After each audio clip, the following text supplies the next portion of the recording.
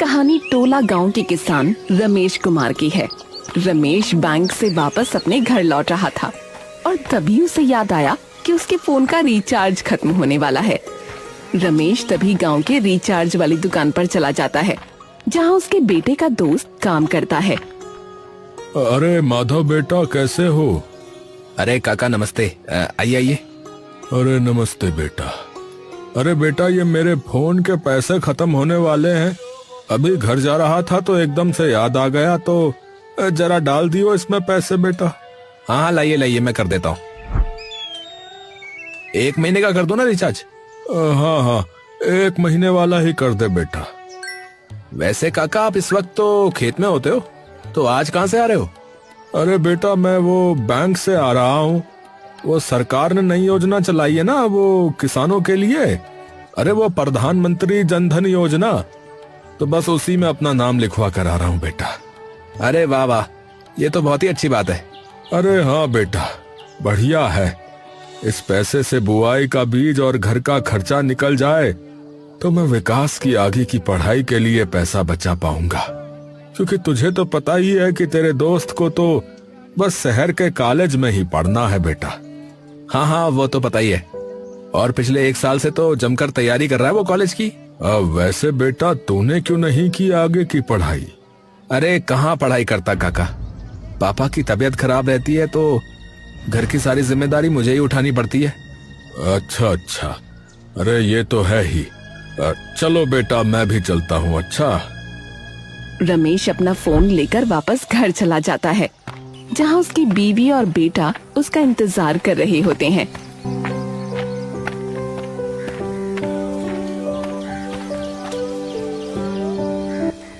आ गए पापा? लिखवा है नाम? हाँ हाँ भाई, लिखवा आया। अरे वाह विक्कू, अब तो तेरे कॉलेज के लिए पैसे हो ही जाएंगे। हाँ। अरे पर उससे पहले पेपर तो दे आ कॉलेज का। पहले तेरा नाम आएगा, उसके बाद फीस देनी होगी। अरे उसकी चिंता मत करो पापा, मैंने इतनी अच्छी से पढ़ाई की हुई है कि नाम तो आ ही जाएगा। चलो फिर ठीक है। कुछ दिनों बाद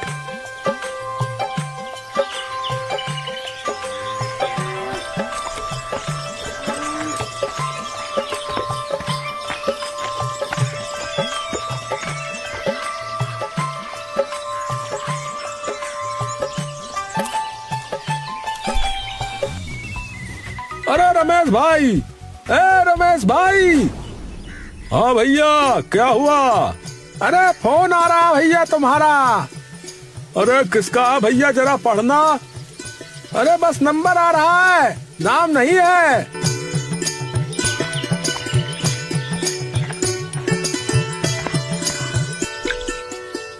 हेलो हेलो। हेलो, क्या मेरी बात रमेश कुमार जी से हो रही है? जी जी हाँ, मैं ही बात कर रहा हूँ, बताइए। जी देखिए, मैं जिला कृषि विभाग से बात कर रहा हूँ। क्या आपने प्रधानमंत्री जनधन योजना के लिए अपना नाम लिखवाया था? जी जी जी हाँ, लिखवाया था जी। पर हुआ क्या? घबराइए मत, बस एक छोटा सा वेरिफिकेशन करना है।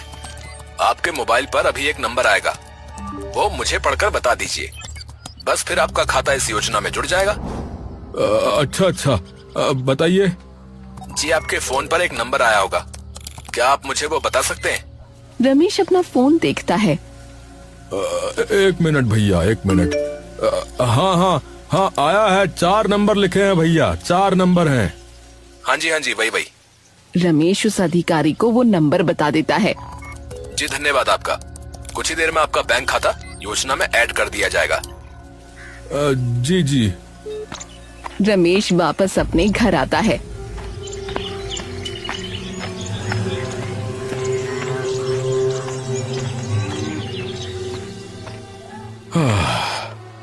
अरे जरा पानी लाना, 1 गिलास। अभी लाई जी। तभी रमेश का फोन बज पड़ता है। अरे अब क्या आ गया? रमेश अपनी जेब से फोन निकालता है और देखता है कि उसके फोन पर एक मैसेज आया है। अरे ये क्या आ गया? अंग्रेजी में लिखा है, कुछ समझ में नहीं आ रहा। अरे विकास, अरे भाई विक्कू, अरे कहाँ है?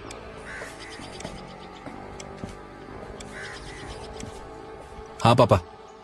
अरे पढ़ियो जरा, क्या लिखा हुआ है, ये अंग्रेजी में है। फोन लेकर वो मैसेज पढ़ने लगता है और एकदम से उसके चेहरे पर कुछ शिकन सी आ जाती है। पापा, आपने अपने खाते से किसी को पैसे भेजे थे क्या? है? नहीं तो, मैंने तो किसी को पैसे नहीं भेजे। मैं क्यों भेजूंगा भला पैसे? अब इसमें तो लिखा है कि आपने किसी के खाते में 80,000 रुपए भेजे हैं। रमेश के हाथ पैर बुरी तरीके से कांपने लगते हैं। क्या? पर ऐसा कैसे हो सकता है बेटा? मैंने तो किसी को नहीं भेजे पैसे। मैंने किसी को नहीं भेजे पैसे बेटा। तभी मीना वहां आ जाती है। क्या हुआ? आप ऐसे कांप क्यों रहे हैं? इतना बड़ा सदमा लगने की वजह से रमेश मीना की बात का कोई जवाब नहीं दे पाता। अरे क्या हुआ? कोई बोलेगा कुछ? विकास तुम बताओ क्या हुआ है? विकास मीना को सारी बात बता देता है, जिसे सुनकर मीना के भी हाथ पांव कांप उठते हैं। क्या? फिर पैसे हमारे खाते से कटे कैसे? अपने माता पिता की ऐसी हालत देख विकास उन्हें शांत कराने की कोशिश करने लगता है। अब देखिए माँ पापा, आप शांत हो जाइए। ऐसा भी तो हो सकता है कि किसी ने ऐसे ही भेज दिया हो ये मैसेज। आप दोनों बैठिए पहले। अरे आप शांत हो जाइए। हम कल बैंक जाकर बैंक वालों से बात करेंगे, सब सही हो जाएगा। हाँ, विक्कू ठीक ही कह रहा है। क्या पता किसी ने ऐसे ही परेशान करने के लिए ये किया हो। हाँ। विकास उन्हें उस पल के लिए शांत तो करा देता है, लेकिन उनके मन की बेचैनी पूरी रात नहीं हटती।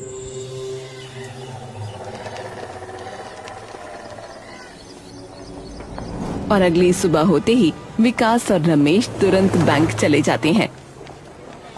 जी बताइए। जी हमें पूछना था कि कल मेरे पापा के फोन पर ना एक मैसेज आया था कि उनके खाते से ना कई रुपए कटे।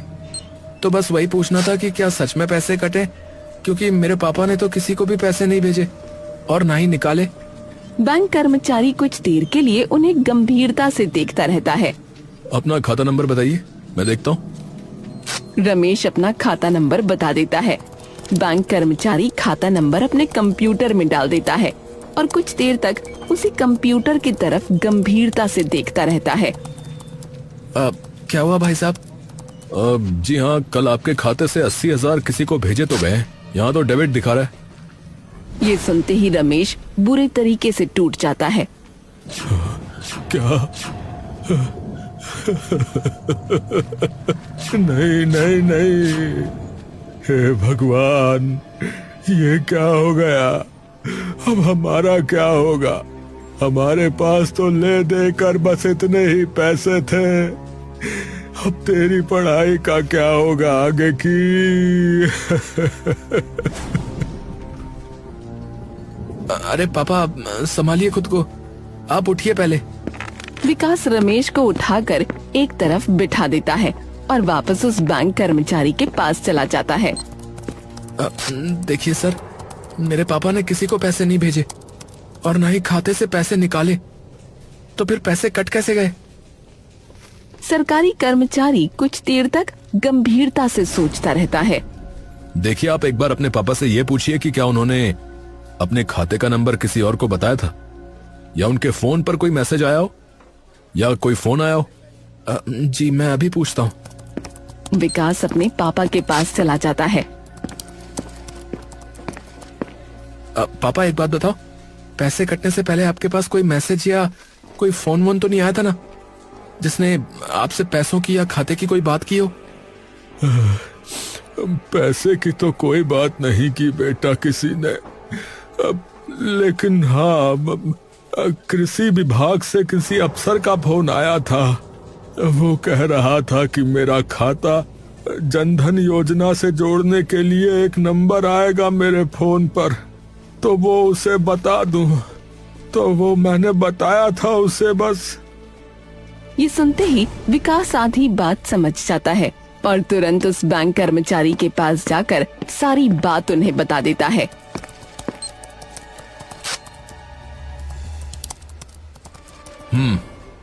किसी ने इनके साथ ना स्कैम कर दिया है। आजकल देश भर में ये किसानों के साथ बहुत हो रहा है। ज्यादातर किसान इतने पढ़े लिखे होते नहीं है, तो लोग उनके भोलेपन का फायदा उठाकर इसी तरीके से उनसे पैसे निकलवा लेते हैं। तो सर अब क्या करें? देखो एक काम करो, अब इसकी कंप्लेंट साइबर डिपार्टमेंट में करनी पड़ेगी, वही कुछ कर सकते हैं। पर वो कैसे करेंगे सर? साइबर सेल तो शहर में होगा ना। उसकी चिंता मत करो, सबसे पहले तो गांव के ही पुलिस स्टेशन में जाओ और इसकी रिपोर्ट दर्ज कराओ। कंप्लेंट दर्ज होने के बाद पुलिस अपने आप ये केस साइबर वालों को भेज देगी और वे तुरंत जांच पड़ताल शुरू कर देंगे। विकास तुरंत रमेश को लेकर थाने चला जाता है और रिपोर्ट दर्ज करा देता है। ठीक है जी, मैंने कंप्लेंट लिख ली है, पर कुछ चीजें अगर आप बता सकते हो तो अच्छा होगा। जी सर बताइए। क्या आपके पास अभी भी वो नंबर है जिससे वो कॉल आया था? जी इंस्पेक्टर साहब, मेरे फोन पर ही आया था कल सुबह जब मैं खेत पर था। ठीक है, वो नंबर बता दीजिए हमें। रमेश उन्हें वो नंबर लिखवा देता है। उस इंसान ने अपना नाम या कुछ और बताया था आपको? नहीं इंस्पेक्टर साहब, और कुछ तो नहीं बताया उसने, बस इतना ही कहा था कि वो कृषि विभाग से बात कर रहा है। ठीक है, हमें जैसे ही कुछ पता लगता है तो हम आपको तुरंत बताएंगे। आप लोग जा सकते हैं अभी। रमेश और विकास सर झुकाकर वापस आ जाते हैं।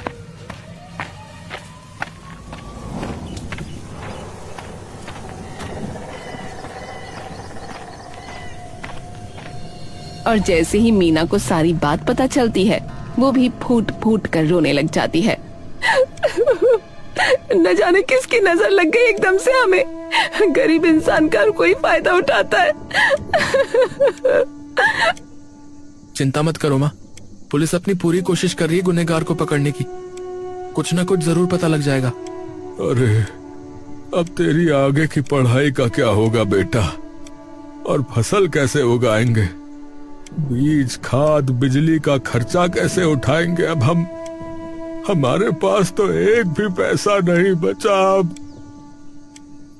विकास अपने माता पिता को समझाने की कोशिश तो करता है, लेकिन उसके मन में उसको अपने ही शब्द खोखले लग रहे होते हैं। कुछ दिन यूं ही बीत जाते हैं, लेकिन उन्हें कोई खबर नहीं आती। फिर विकास और रमेश एक दिन खुद ही दोबारा थाने चले जाते हैं। इंस्पेक्टर साहब, कुछ पता लगा क्या? देखिए, मेरी कल ही बात हुई है साइबर सेल के कर्मचारियों से। जिस खाते में पैसे गए थे उसमें से वो पैसे अलग अलग खातों में जा चुके हैं, और वो खाता जिसके नाम था वो इंसान तो कब का गुजर चुका है। तो अभी उन्हीं खातों की जांच पड़ताल हो रही है जिसमें वो पैसे गए हैं, तो उनके बारे में पता करने में अभी वक्त लगेगा। हमें माफ करिए। ये सुनते ही रमेश एकदम बिखर जाता है और बिना कुछ कहे बाहर चला जाता है। विकास भी उसके पीछे पीछे आ जाता है। पापा, भगवान पर भरोसा रखिए, सब सही होगा। विकास उसे घर ले जाता है और वापस बाहर जाने लगता है। तू कहाँ जा रहा है बेटा? चिंता मत करो माँ, मैं कुछ देर में वापस आ जाऊंगा। विकास बाहर निकल जाता है। उसके मन में गुस्सा और आक्रोश भरा होता है। पुलिस कुछ करे या ना करे, लेकिन मैं पता लगा कर रहूंगा कि ये किसने किया है। पर अब करूं क्या? हाँ, एक काम करता हूँ, बैंक में जाकर उस खाते के बारे में पूछता हूँ कि वो खाता आखिर था किसका और कहाँ खुलवाया गया था। शायद कुछ पता लग जाए। विकास सीधा बैंक चला जाता है। अरे साहब, मेरे खाते में से किसी ने 60,000 रुपया निकाल लिया है।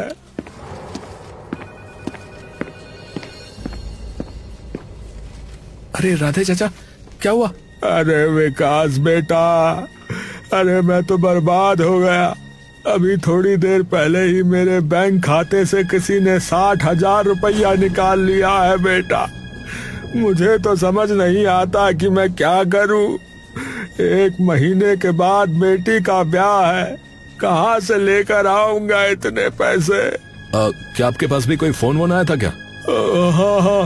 हाँ, वो कृषि विभाग से फोन आया था मेरे पास। कह रहे थे कि मेरी फसलों का बीमा करवाने के लिए वो नंबर चाहिए, ताकि अगर मेरी फसल बर्बाद भी हो जाए तो उसका मुआवजा मुझे मिल जाएगा।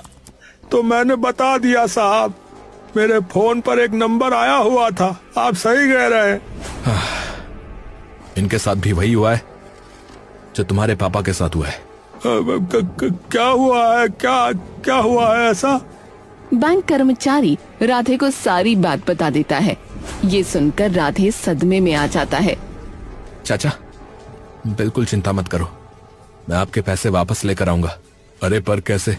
अब क्या आप मुझे उन लोगों की लिस्ट दे सकते हैं जिनके साथ अब तक ये चीज हो चुकी है इस गांव में? अब नहीं, माफ कीजिएगा, मैं वो नहीं दे सकता। ये बैंक के नियमों के खिलाफ है। हम कस्टमर की निजी जानकारी नहीं दे सकते किसी को भी। देखिए, आप मेरी बात समझिए। अगर हमारे पैसे नहीं मिले तो हमारा बहुत नुकसान हो जाएगा। मैं अपनी पढ़ाई नहीं कर पाऊंगा, ये अपनी बेटी का ब्याह नहीं करवा पाएंगे, और न जाने कितने लोगों का और भी नुकसान हो रहा होगा। आप बस एक बार मुझे उन सब का नाम दे दीजिए और मैं किसी न किसी तरह से पता लगा लूंगा कि ये सब कौन कर रहा है। बैंक कर्मचारी कुछ देर सोचता रहता है। अब ठीक है, मैं दे दूंगा, लेकिन किसी को ये मत बताना कि मैंने आपकी सहायता की है, वरना मेरी नौकरी चली जाएगी। अब आप बिल्कुल चिंता मत कीजिए। बैंक कर्मचारी विकास को वो लिस्ट दे देता है।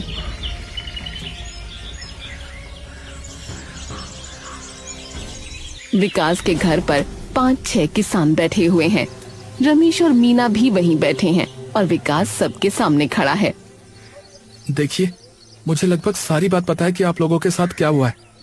बिना आपकी मर्जी के आपके हाथों में से पैसे निकाल लिए गए, तो मैंने इसी वजह से आप सभी लोगों को यहाँ इकट्ठा किया है ताकि हम इस समस्या का हल निकाल सकें।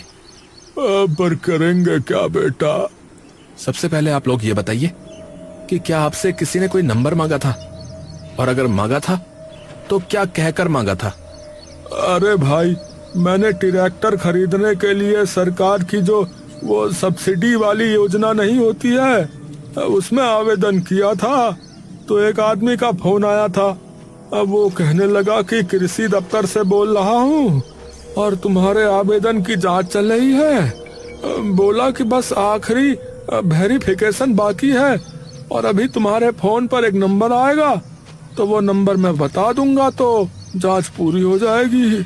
और मेरे साथ तो पता ही है बेटा तुझे कि क्या हुआ। विकास कुछ देर तक बिल्कुल शांत हो जाता है। क्या हुआ बेटा? पापा, सबके साथ लगभग एक ही तरीके से स्कैम हुआ है। सबसे पहले तो जिन लोगों ने सरकार की किसी योजना के लिए अप्लाई किया था, उन्हीं के साथ ये हुआ है, और वो भी ऐसे लोग जो अधिक पढ़े लिखे नहीं है और जिन्हें पैसों की बहुत जरूरत है, जैसे कि हम। बात तो बेटुआ तो एकदम ठीक कह रहा है। जिस आदमी का फोन आया, क्या उसको आपका नाम पता था? सब हाँ में सिर हिला देते हैं। मतलब उसे आपका नाम भी पता था, और ये भी कि आपने कौन सी योजना के लिए आवेदन किया है। तो ये इंसान कोई जान पहचान का ही हो सकता है।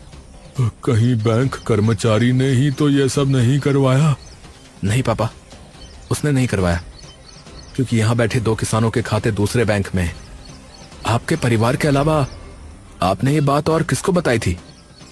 तुम्हारे अलावा तो किसी को नहीं पता बेटुआ।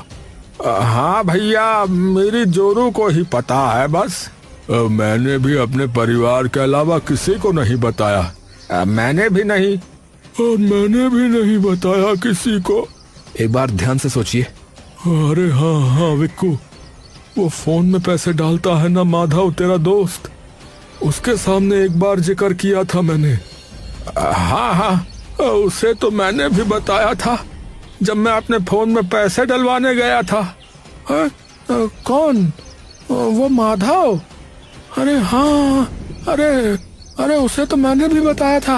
अरे मैंने भी। धीरे धीरे विकास को पता चल जाता है कि सभी ने ये बातें माधव को बताई थीं। मतलब वही है। तो चलकर पकड़ते हैं ना बेटा, कर देते हैं उसे पुलिस के हवाले। बिना सबूत के हम कुछ नहीं कर सकते पापा। तो आप बेटुआ? मेरे पास एक तरकीब है। सब लोग थाने पहुंच जाते हैं। अरे आप सब लोग यहाँ? हमें पता लग चुका है इंस्पेक्टर साहब कि ये कौन कर रहा है, लेकिन इसे साबित करने के लिए हमें आपकी सहायता चाहिए। हाँ बताइए, बिल्कुल सहायता करेंगे, बताइए।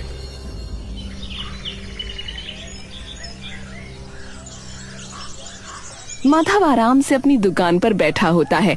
तभी गांव का एक किसान गुड्डू वहां आता है। हाँ भाई बताओ। अरे भाई, ये फोन में रिचार्ज करवाना है। हाँ ठीक है, बताओ कितने का करना है और नंबर बताओ। गुड्डू उसे सारी चीज बता देता है। भाई वैसे एक बात बताओ, अगर आपको पता हो तो। हाँ पूछो भाई पूछो। भाई वो मैंने सरकार की जनधन योजना में ना अपना नाम लिखवाया था, तो जब उसके पैसे आते हैं सरकार की तरफ से तो मुझे इस फोन पर पता लग जाएगा कि पैसे आ गए। माधव एकदम से गुड्डू की तरफ देखता है। हाँ मैसेज आ जाता है बैंक वालों का। अच्छा भैया अच्छा। वैसे आपका पूरा नाम क्या है? भैया गुड्डू चतुर्वेदी। अच्छा अच्छा। गुड्डू अपना फोन लेकर बाहर निकल जाता है और सीधा वहीं पास में एक चाय की टपरी पर बैठे विकास, रमेश और इंस्पेक्टर के पास चला जाता है, जो कि अपना भेस बदलकर बैठा होता है। हो गया बेटा, उसे बोल दिया मैंने। बेटा तूने भी कमाल की तरकीब लगाई है। अगर मीठा बाहर रखोगे तो चींटियां बाहर तो जरूर आएंगी। और मेरे दोस्त गुड्डू, तेरा भी बहुत धन्यवाद भैया, मेरी मदद करने के लिए बहुत बहुत धन्यवाद। अरे रमेश वाह, अरे बचपन से साथ खेले हैं भैया। अरे मैं नहीं काम आऊंगा तेरे बुरे वक्त में तो कौन आएगा है? दोस्त दोस्त काहे का रहा फिर। बस अब वो जरूर कुछ करेगा। वो लोग कुछ देर तक वहीं बैठे रहते हैं। तभी माधव अचानक अपनी दुकान बंद करके कहीं जाने लगता है। इतनी दोपहर में ये कहाँ जा रहा है दुकान बंद करके? चलो उसके पीछे।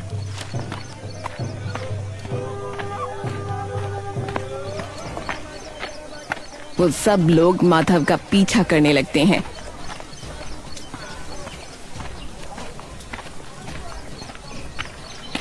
माधव कुछ देर चलता रहता है और फिर एक छोटे से घर के अंदर घुस जाता है।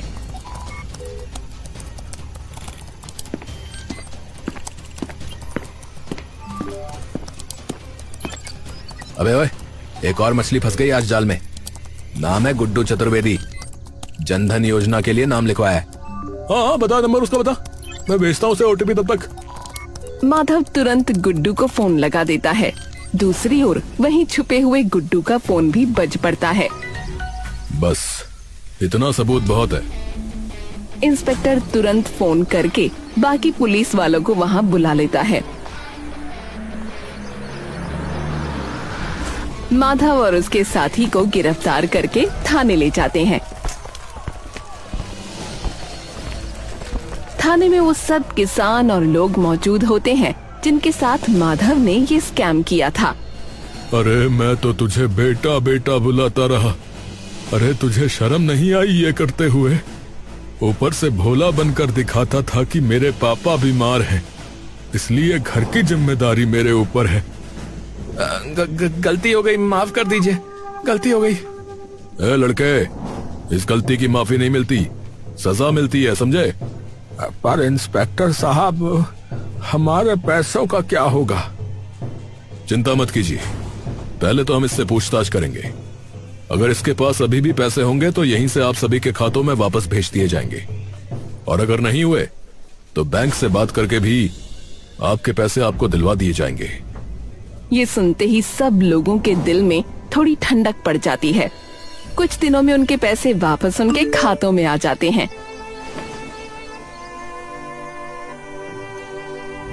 और दूसरी ओर माधव और उसके दोस्त को इस धोखाधड़ी के लिए 7 साल की जेल हो जाती है।